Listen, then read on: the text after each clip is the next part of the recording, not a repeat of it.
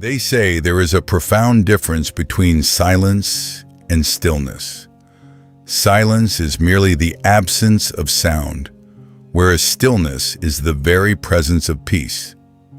This is why a person can stand in the middle of a bustling city and feel completely alone, while another can sit in an empty wilderness, hearing nothing but the wind, yet feeling as though they are cradled by the entire universe. On a night long ago, an old man sat by the seashore, his eyes fixed on the horizon. A young man passed by, stopped, and asked, "What are you waiting for?" The old man replied, "I am waiting for nothing." Perplexed, the young man said, "Then why have you been staring at the sea for hours?" The old man smiled gently. "Because the sea reminds me of something deeply important." "And what is that?" the youth inquired. "That great things are never in a hurry." The old man then pointed to a small wave. "Look at it." The wave washed ashore and vanished. Then came another, and another after it. He spoke again. "If you look at a single wave, you might believe it has ended. But the sea is never measured by a single wave." He fell silent for a moment. The wind stirred the edges of his robe, and the stars gleamed upon the water's surface. "The stars, too, teach us something," he murmured. "What do they teach us?" the young man asked. "That light can travel vast, unimaginable distances through the darkness." The young man looked up at the sky. The old man added, "Some of the stars you see tonight sent their light across the void many years ago. Perhaps the very source that gave birth to that light no longer exists." He smiled warmly. "And yet, the light still reaches us." The sea grew even calmer, and the horizon appeared as a thin, delicate thread separating two worlds. "Do you know what the most beautiful thing about the horizon is?" the old man asked. "That it is so far away?" the youth guessed. "No," said the old man. "It is beautiful because it makes the sky and the sea look as though they meet, even though they never truly do." The young man fell silent, lost in thought. "Some things are not beautiful because they are real," the old man continued softly, "but because they give the heart meaning."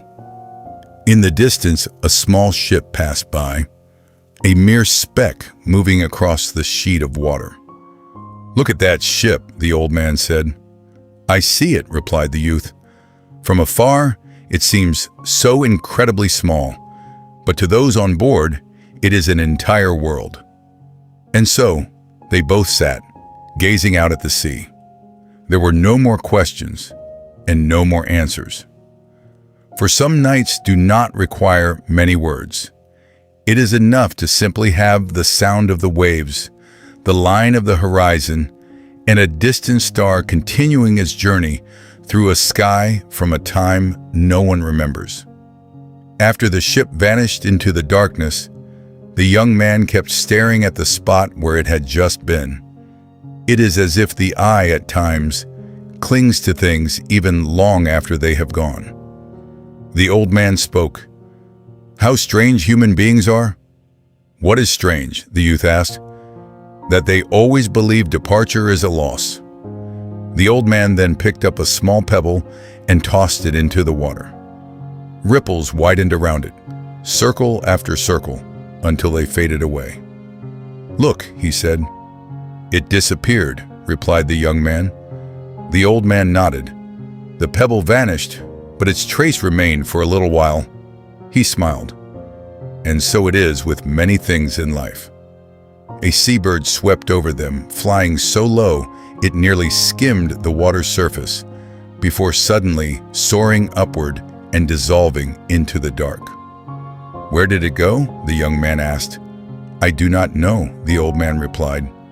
Then he added, "And why must I know?" The young man laughed. "Usually, you have an answer for everything.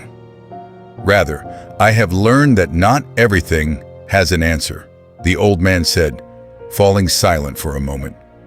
Then he continued, "In our youth, we believe that wisdom means knowing a great deal. But as we grow older, we discover that true wisdom lies in making peace with the things we do not know." The stars grew clearer and brighter as the night deepened. The old man raised his gaze to the sky. There are stars that people can only see when they step far away from the city lights. "And what does that mean?" the youth inquired. "That certain kinds of beauty only reveal themselves when the noise fades away." A cold breeze blew in from the sea, prompting the young man to draw his cloak tightly around himself. The old man, however, remained still, gazing at the horizon. Then, in a quiet voice, he asked, "Do you know what has mystified me for years?" "What?" "That the sea never holds on to a wave, the sky never holds on to a cloud, and the wind never holds on to a fragrance. Yet they lack nothing." The young man pondered these words for a long time, finding no answer. But the old man was not waiting for an answer anyway. He was looking at the sea the way one looks at an old book read hundreds of times, yet finding a fresh meaning every time they return to its pages. And in a place far, far away, the light of a lighthouse swept slowly across the water. It would appear for a brief moment, then vanish, then return once more, as if saying to anyone lost in the night, "I am here. I am not close to you, but I am here." And the light kept turning over the sea, time after time, never growing weary, and the light kept turning, turn after turn, until it seemed like a gentle pulse within the very heart of the night. The young man looked toward the distant lighthouse and asked, "Does it never grow weary of repeating the exact same thing every single night?" The old man smiled. "If you were to ask the lighthouse itself, it might find your question rather strange." "How so?" asked the youth. "Because it does not view what it does as repetition," the old man replied. "It is simply fulfilling the very purpose for which it was created." Once again, silence prevailed. It was the kind of silence that required no breaking. For at times, silence is an entire conversation, spoken in a language that cannot be heard. Out in the open sea, there were tiny, almost invisible waves. They made no noise, nor did they catch anyone's attention. Yet they had been traveling for hundreds of kilometers, carrying the memory of winds that had blown in some faraway place known to no one.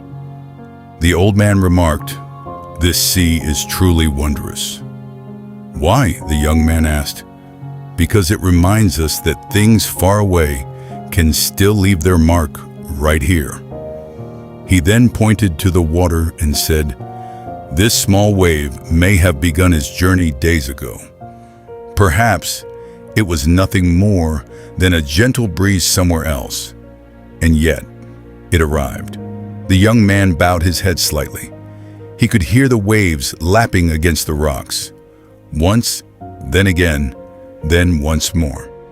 With the exact same patience, with the exact same calm, never complaining about the length of the road. Suddenly, a shooting star appeared in the sky, a swift, trailing line of light that vanished as quickly as it came. The young man raised his head quickly and said, "I saw it." The old man smiled and said, "That is precisely why we must look up at the sky from time to time. For some beautiful things pass by in an instant, but that does not make them any less beautiful." Long minutes passed during which neither of them spoke. The moon had climbed higher, casting its reflection upon the surface of the sea, turning the water into a silver path stretching all the way to the horizon. It was a path that could not be walked upon, a path whose end could never be reached, and yet it remained beautiful. The old man said in a low voice, "You know, "What?" asked the youth. "There are things in life that are just like this path," the old man said. "We never reach them. We never own them. We cannot hold them in our hands. But their mere existence makes the world a more beautiful place." Then the silence returned, and the sea kept playing its ancient music, the very same music heard by sailors thousands of years ago, heard by fishermen, heard by travelers, and heard by strangers. And every single one of them believed, if only for a fleeting moment, that the sea was speaking to them alone. And perhaps, on some very quiet nights, the sea truly was.